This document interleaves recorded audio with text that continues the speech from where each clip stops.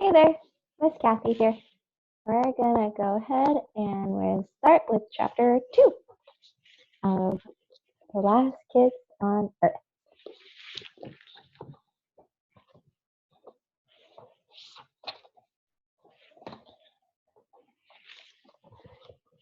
Chapter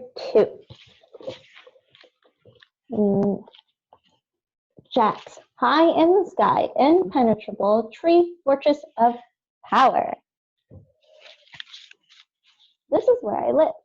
I know it's not like a real deal home with fancy junk like bathrooms and curtains, but I think it's pretty okay. The treehouse used to belong to my scummy little foster brother, before. But I've made some major additions since all the terror went down. This is his treehouse here. The monsters on the bottom there. This awesome treehouse.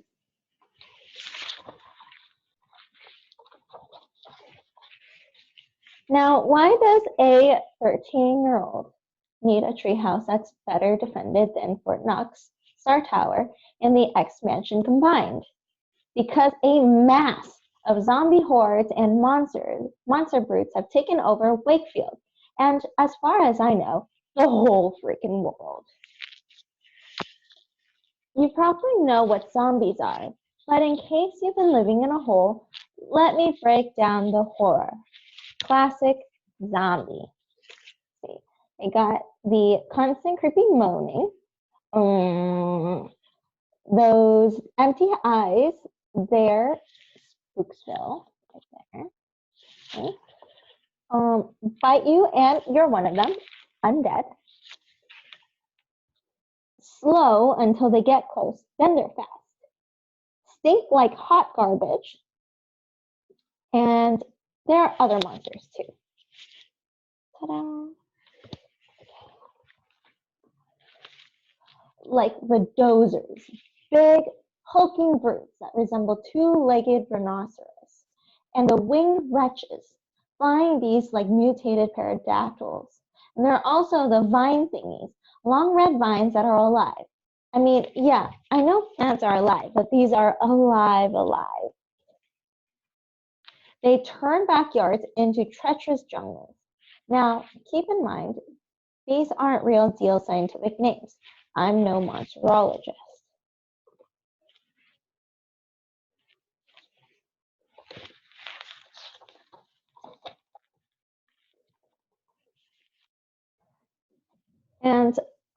And all that's just scratching the surface.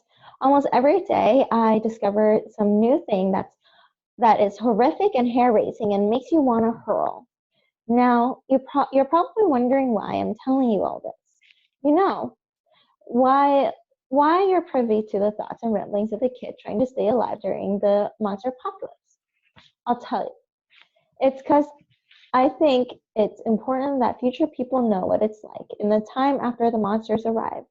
Also, I like to be remembered, just in case I get eaten one of these days.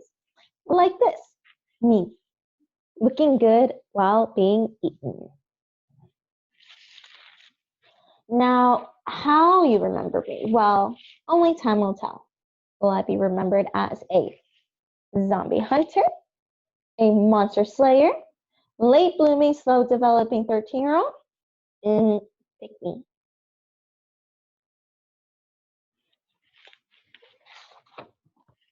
Like I said, before the monster apocalypse, I was an orphan. Well, I guess I still am an orphan, strictly speaking, but you know what I mean.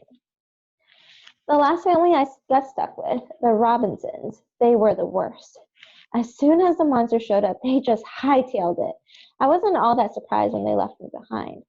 Honestly, I'm kind of sure the only reason why they took me in the first place was because they wanted someone to break the leaves. Good work, Jeff.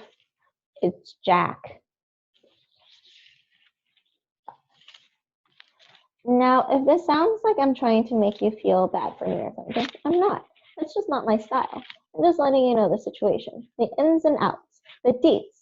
I learned a long time ago that it's best to try not to worry so much about the junk life shovels at you. Life tries to knock you one, just do your best to duck and keep moving. The way I see it, Someone's always got it worse, right? I mean, unless you're the last person on Earth, then technically, yeah, no one has it worse. Ever since the Robinsons' peace out, that's 42 days ago now, I've been forced to survive alone in a world of monsters. That's pretty much a plot of a video game, right? So, like I said, you know what? I'll treat life like a video game. And that's easy because I've always looked at life from a video gamey angle anyway, picturing people's stats and powers and imagining obstacles like they're big boss fights. You know how in video games there are challenges you complete to earn trophies and achievements? Well, I created my own. I call them the feats of apocalyptic success. I earn them by completing goals and challenges. The riskier the challenge, the greater the feat. And I always need photographic proof. For example, feat, Mad Hatter, steal hats off of people. Nope, off of zombies. Feat, outrun, beat a zombie in a foot race. Feat, say cheese, take a photo with someone you knew before they got zombified. Whew. Feat, house hunter, explore 50 abandoned houses. There you go. There are like 106 feats to still be completed, and if I start running low, I just create more. Now, pay attention. Here's where things get serious. There is one very important feat of apocalyptic success that I have not yet completed. It is feat, damsel in distress, find and rescue love interest, June Del Toro. Here's why this particular feat of apocalyptic success is the ultimate feat of apocalyptic success. When I first moved to Wakefield, I decided I wanted to be a photojournalist, which was just a fancy word for taking photos of cool, actiony stuff. Show you the different feats there.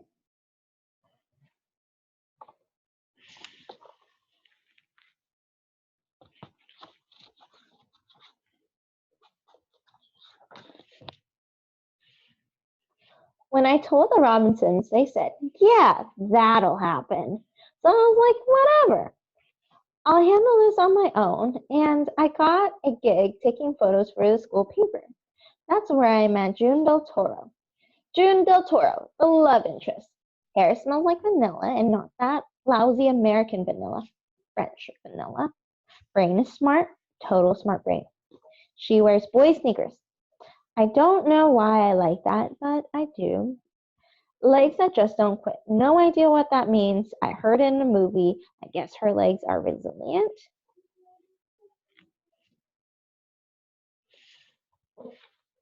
June was the student editor of the Parker Middle School Gazette, which was perfect because if we're both working on that paper, then that gives us a reason to chat and get friendly, right? Turns out, though, June is scary when she's on the job. But even when she's ticked off and super stressed, she manages to remain ridiculously cute. The issue isn't going to write its own, people. Now, I should be clear here. I think June kind of hates me, but still ridiculously cute. She told me I was lazy. I respectfully disagree. Not lazy, I'm just trying to fulfill my role as a photographer, the wild rebel who plays his own rules, the hip cool guy who's always being hip and cool nonstop, 24/7, nonstop, hip and cool. Hip and cool. What up? June said my photos weren't capturing the important stories around the school. I guess she just wanted snapshots of bake sales or pictures of Miss Gradwool's new whiteboard or something. See, I don't go in for a lot of that boring junk. I like action. I like capturing that single moment in time that will never ever be replaced. And now, my camera is full of once-in-a-lifetime, death-defying moments and crazy close calls. I mean, just this week. Monday, Tuesday, Wednesday, Thursday, Friday, Saturday.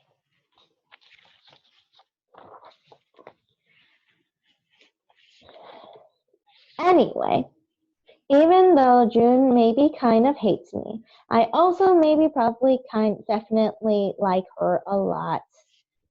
But is she still out there? Is she still alive? Is she still in town? Here's what I know. The day the monster apocalypse began, I know for a fact June was inside our middle school. But I don't think she's still there because I went by a few days ago and I stood outside hollering, June! But there was no answer. I'm also very sure that June's parents did not leave town because I went to her house last week and their cars are still in the driveway. I broke in and I looked around inside the house too, and it didn't seem like they'd packed up and taken off on a train or something. And I refuse to believe that June has been zombified. So that means she must be here in town somewhere. So I'm going to find her and I'm going to rescue her. There you have it. That's my life. That's my goal. I will not rest until I'm done. I'm a dorky warrior orphan. I'm a zombifying, monster slaying, tornado cool. Not really, but this is my story, so deal. And I will rescue June Del Toro and complete the ultimate feat of apocalyptic success.